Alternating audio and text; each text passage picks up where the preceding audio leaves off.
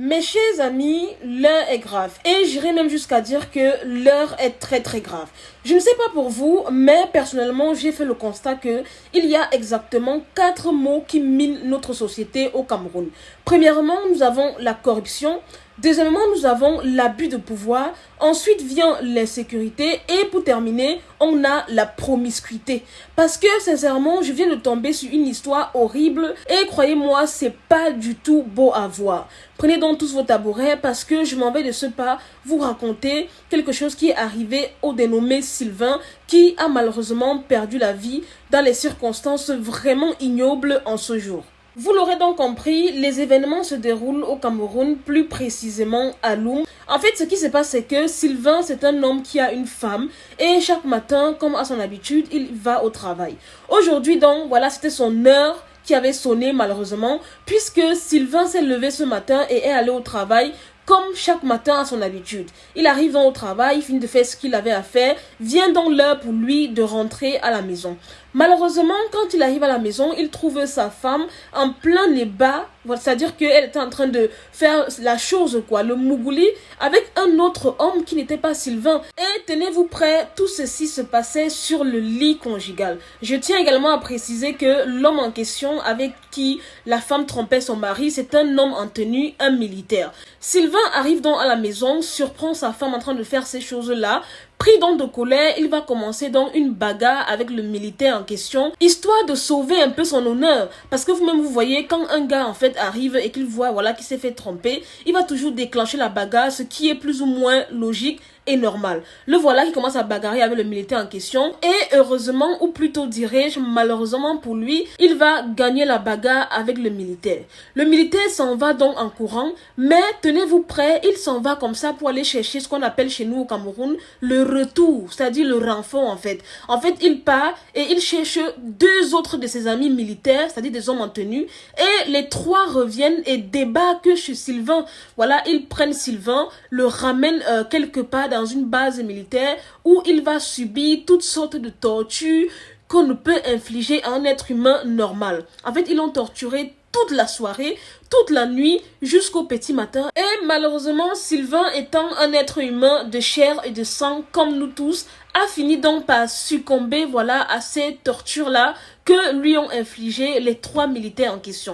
Après avoir donc vu que Sylvain avait rendu l'âme, ils ont immédiatement porté le corps de Sylvain et l'ont ramené à la gendarmerie. Moi, la question que je me pose, c'est pourquoi avoir ramené Sylvain à la gendarmerie après avoir constaté qu'il était tout simplement décédé. Eh bien, la réponse est claire puisque c'est illégal en fait de prendre un être humain qui n'a rien fait et de l'amener dans une base militaire pour le torturer. C'est la raison pour laquelle, après avoir observé que Sylvain avait malheureusement rendu l'âme, ils ont immédiatement porté son corps pour l'amener à la gendarmerie, histoire de faire croire qu'il était tout simplement en garde à vue à la gendarmerie de Loum et que c'est pendant sa garde à vue en fait qu'il est décédé. Et c'est d'ailleurs la version officielle qui a été communiquée jusqu'à présent, ce qui est bien évidemment fausse, puisque, comme je vous le dis et je vous le répète, Sylvain a été ramené dans une base militaire où il a été torturé toute la nuit par ces personnes-là. Bien évidemment, au moment où je vous parle, la gendarmerie de Loum a été scellée pour des besoins d'enquête,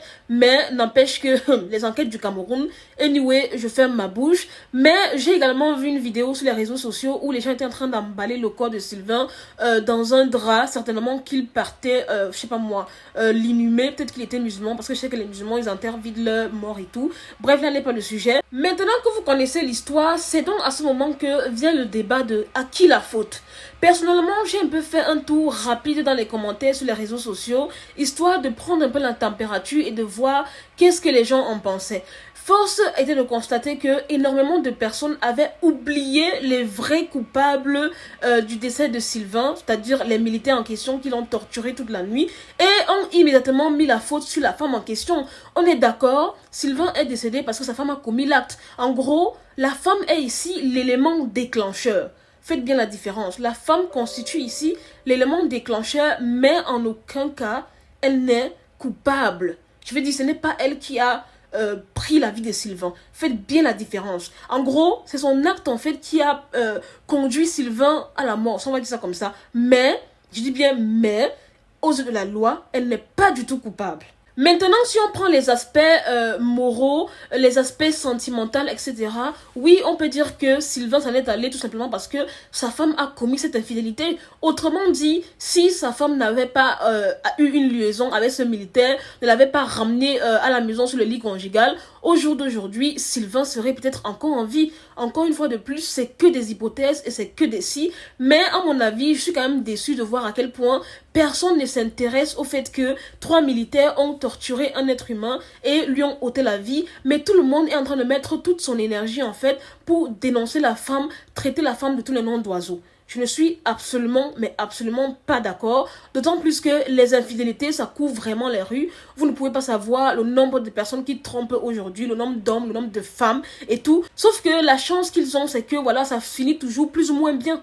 Ce qui n'a pas été le cas malheureusement pour cette dame. Alors, loin de moi l'idée de vouloir cautionner l'infidélité ou vouloir dédouaner la dame en question. Comme je le dis et je le répète, elle a sa part de responsabilité là-dedans. Elle est l'élément déclencheur qui a ôté la vie à Sylvain, mais elle n'est nullement la personne voilà, qui a ôté la vie à Sylvain. Si on devait parler aux yeux de la loi, je dis bien aux yeux de la loi, on devait condamner la femme en question pour adultère et infidélité, si jamais il existe un texte de loi au Cameroun dans ce sens, mais au grand jamais, on ne l'aurait condamné pour meurtre. Parce que les 3 personnes qui ont ôté la vie à Sylvain ici, ce sont ces 3 gendarmes-là, et je vous demande d'être concentrés et de vous attarder là-dessus, en fait, parce que c'est là le combat, et pour moi, ça c'est la définition même de l'abus de pouvoir. Vous voyez, non? C'est la définition même de l'abus de pouvoir, en fait. Et comme je l'ai dit au début de la vidéo, les amis, l'abus de pouvoir, c'est vraiment un mot qui mine le Cameroun, la société camerounaise. En fait, ça veut dire que c'est quelque chose vraiment que vous ne pouvez même pas imaginer les proportions que c'est en train de prendre, en fait. L'abus de pouvoir. C'est-à-dire qu'au pays, tu ne peux pas avoir raison devant un homme en tenue. Au pays, tu ne peux pas avoir raison devant un magistrat. C'est-à-dire que tu es capable de marcher en route comme ça avec tes arachides sur la tête. Un homme en tenue dans une voiture, il vient, il te bouscule. Il sort de la voiture, il te gifle même après t'avoir bousculé. Il botte tes arachides comme ça là, il démarre sa voiture et il part. Ça, c'est ce qu'on appelle l'abus de pouvoir. Et croyez-moi, ça coule les rues. Ça coule les rues dans le Cameroun. Le cas de Sylvain n'est malheureusement pas un cas isolé. Parce que chaque jour que Dieu a créé, on observe des scènes pareilles en fait. Des scènes pareilles, des humiliations par-ci par-là. L'abus de pouvoir tout simplement les amis. Et c'est tout simplement désolant parce que Sylvain avait le droit en fait de riposter. Il a trouvé un inconnu chez lui, sur son lit conjugal, en train de faire des bêtises avec sa femme. C'est tout à fait normal pour moi qu'il se vexe, qu'il entame une bagarre en fait. Il n'est pas allé à la gendarmerie provoquer ces militaires-là. Il n'a pas fait du vandalisme, je sais pas moi, en route. Il a tout simplement défendu son honneur d'homme. Il a défendu son honneur d'homme. Et moi, personnellement, je ne peux pas lui reprocher cela. Tu vois, les gens disent que non, pourquoi tu n'as pas bagarré avec le militaire? Mon frère, ça va pas dans votre tête là? Sincèrement, j'espère vraiment que actuellement la femme en question, apparemment voilà, je vous ai pas dit mais la femme en question a été arrêtée. La femme de Sylvain a été arrêtée, elle est actuellement détenue en garde à vue. Et tenez-vous prêts, les militaires même qui ont ôté la vie à Sylvain sont aujourd'hui d'ailleurs en train de se pavaner et boire leur bière. Vous voyez un peu comment la chronologie des choses se fait au Cameroun, non? C'est-à-dire que tout le monde est en train de porter ses regards vers la femme, oubliant les 3 militaires qui ont ôté la vie à Sylvain. Eh Seigneur, je sais pas. Les gens refusent de réfléchir. J'ai eu mal en fait quand je suis partie sur Facebook et j'ai vu comment les gens se musclaient sur la femme en question. Comment les gens l'insultaient et tout. Oui, traitaient de tous les noms d'oiseaux, ceci. Oui, elle est l'élément déclencheur. Mais s'il vous plaît, ne perdez pas de vue l'objectif. D'accord? Ne perdez pas de vue la cible. Parce que la cible ici, c'est ces 3 hommes en tenue qui ont pratiqué ce que j'appelle et je dénomme l'abus de pouvoir. Parce qu'ils ont trouvé, enfin, Sylvain là a trouvé l'un d'eux chez lui, il a réagi, ce qui est tout à fait normal, et ils sont partis à payer le retour 3 autres militaires pour venir finir avec sa vie. Et ils ne sont pas contentés de le torturer, de lui donner un petit châtiment.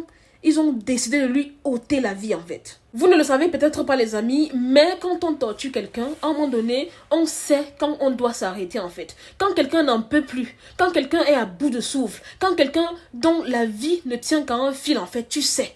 Donc, en fait, si ces militaires ont continué à torturer Sylvain, c'est parce qu'ils avaient ce but-là de finir avec sa vie, en fait. Ne voyez pas les hommes maintenus là comme ça. Ils sont d'une méchanceté pas possible. C'est moi qui vous dis ça. Sincèrement, j'espère vraiment que l'enquête, la soi-disant enquête qui a été ouverte là, va donner lieu à des résultats satisfaisants.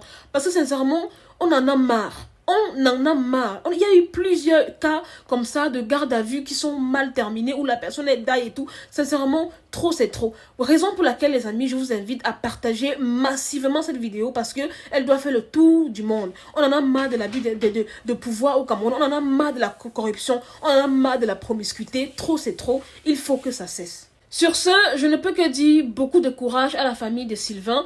Et quant à toi, la dame qui a été l'élément déclencheur dans voilà, le départ de Sylvain, j'espère que actuellement ta conscience te ronge au plus profond de toi. J'espère bien. Parce que, voilà, tu as laissé les hôtels, tu as laissé ceci, tu as préféré aller souiller ton mari sur votre propre lit conjugal. Anyway, beaucoup de courage à toutes ces personnes-là qui font ça. Dieu vous voit, hein. En tout cas les amis, c'était Marie Bibi pour un petit débriefing vite fait, bien fait. N'hésitez pas à mettre en commentaire vos avis. Est-ce que vous également, vous condamnez mordicus la dame? Pour ma part, honnêtement, la dame a sa part de responsabilité puisqu'elle a été l'élément déclencheur. Mais en rien, je dis bien en rien, elle est l'auteur de ce crime crapuleux en fait. Les vrais auteurs sont actuellement en liberté, sont des militaires, des hommes de loi qui n'ont pas respecté leur serment. Et pour moi, c'est vraiment très grave. Honnêtement, un homme maintenu est censé assurer la sécurité du passager, pas user de sa force, pas abuser de son pouvoir en fait pour lui faire du mal. Pour moi, c'est quelque chose de très grave et dont il convient de dénoncer. Anyway, je vous laisse invite à liker la vidéo, à la partager au max, abonnez-vous à ma page. Quant à moi, je vous aime, je vous laisse, prenez soin de vous. À très bientôt pour une nouvelle vidéo. Bye.